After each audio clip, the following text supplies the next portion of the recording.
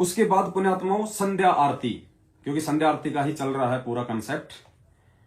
आप आ जाओ page number 58, 58 page number पे आइए। ये देखो, जो परमेश्वर रजा बख्शते हैं, जब ठीक का समय आता है तो परमेश्वर अपनी आत्माओं को निमित्त बना के, चाहे कोई भी आत्मा हो, दास तो केवल एक टेप रिकॉर्डर है, दास तो केवल एक मुखौटा है आप जीव के सामने, जो परमेश्वर ने दास को खड़ा किया हुआ है। वरना दास की औकात नहीं है कि दास इन गुड़ रस से युक्त सदग्रंथों में से कोई चीज समझ सके। दास तो बेबुद्धि का जीव है, दास तो दुर्बुद्धि का जीव है। पुण्यात्माओं, ये तो आप भाई बहन हैं, परमेश्वर की विशेष प्यारी आत्माएं हैं, जो दास के पास में सबूत भेजते रहते हैं। और दास ने इस परमात्मा को केवल किसी संस्कार आधार से केवल एक रेडियो के रूप में आप जीव के सामने पेश किया हुआ है। वरना दास की औकात नहीं है कि दास ये चीजें ढूंढ सके, दास आप जीव को ये बता सके, और दास बिना सतगुरुदेव जी के आशीर्वाद से इन चीजों को समझ सके। तो पुण्यात्मा, ये आप सभी भाई बहनों पे दास से भी ज्यादा मेहर है परमात्मा की। मैं तो कोशिश करूंगा, मालिक से विनती करूंगा कि परमेश्वर मेरे भाइयों की तरह इस 2 कौड़ी के नीच पे भी रजा बख्शे मेरे मालिक। तो पुण्यात्मा, अब हम आते हैं पेज नंबर 58, संध्या आरती में पेज नंबर 58। ये जो नई वाली जो भक्ति बोध है, पेज नंबर 58। पेज नंबर 58 पे सबसे नीचे वाली जो चौपाई, आप वहां जाओ, सबसे नीचे वाली चौपाई। गरीब सतवादी सब संत हैं आप अपने धाम, आजिज की अरदास है सकल संत प्रणाम। ये वाणी है। गरीब सतवादी सब संत हैं आप अपने धाम, आजिज की अरदास है सकल संत प्रणाम।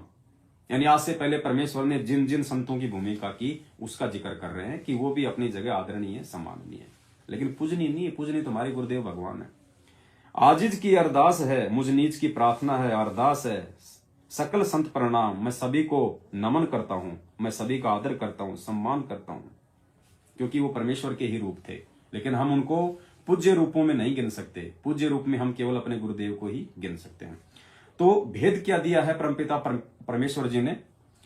ये जो नीचे की जो वाणी है, गरीब सतवादी सब संत हैं आप अपने धाम, फिर नीचे वाणी में ऑटोमेटिक हमारे हाथ नमस्कार की जो है मुद्रा में हो जाने चाहिए। हमारे हाथ यूं हो जाने चाहिए, चाहे भक्तिबोध हाथ में है चाहे नहीं है, हमारे हाथ यूं हो जाने चाहिए और हमारी जो गर्दन है वो नमस्कार यानी प्रणाम की मुद्रा में हो जानी चाहिए, इस प्रकार से। और फिर उसके बाद क्या लिखा है नीचे? जैसे हम ये वाणी बोलेंगे हम 2 बार, उसके बाद में नीचे क्या लिखा है? आरती के साथ लगातार करनी है। अब आरती के साथ लगातार क्या करना है? अब आरती तो हमने पूरी करनी है। अगर यहां पे ये नहीं लिखा होता तो भी हमने पूरी संध्या आरती लगातार ही करनी थी। तो फिर यहां पे लिखा क्यों गया गुरुदेव के द्वारा कि आरती के साथ लगातार करनी है? क्या करनी है लगातार आरती के साथ? हमने ये जो चौपाई जो बोली है, गरीब सतवादी सब संत है आप अपने धाम, उसके बाद ऑटोमेटिक हमारे हाथ जुड़ जाएंगे। आजिज की अरदास है, यानी अरदास आदमी जो करता है हाथ जोड़ के प्यार से, आधीनी से, विनम्र भाव से, और गर्दन हल्की सी नीची करके करता है सम्मान में। आजिज की अरदास है सकल संत प्रणाम।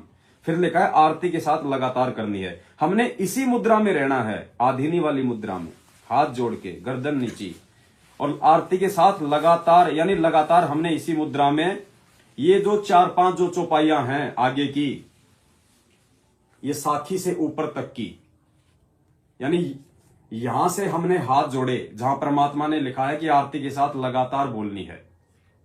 उसके बाद ये जो वाणियां हैं 5-6, ये यहां जो लिखा हुआ साखी तक, ये जो 6 वाणियां हैं, इन सभी वाणियों को हमने उसी पोजीशन में आधीनी से हाथ जोड़ के हमने गाना है, बोलनी है, क्योंकि ये विनती है पूरी। और विनती जो की जाती है, प्रार्थना जो की जाती है, वो आधीनी और हाथ जोड़ के की जाती है। और उसके बाद फिर आगे जो शुरू हो जाएगा, गरीब जल थल साक्षी एक है, डूंगर ढहर दयाल। फिर आपकी मर्जी है, चाहे उसी स्थिति में रहो, चाहे अपना सामान्य स्थिति में आ जाओ। लेकिन उस चौपाई के बाद ये गरीब सतवादी सब संत हैं आप अपने धाम, आजिज की अरदास है सकल संत प्रणाम।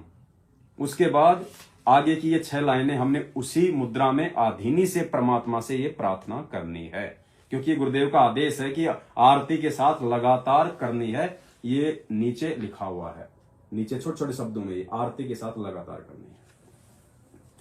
तो ये परमेश्वर ने सद्बुद्धि दी, एक भेद ये छुपा हुआ था। ठीक का समय आया तो परमेश्वर ने दासों को निमित्त बना के आप जी तक संदेशा पहुंचा दिया है।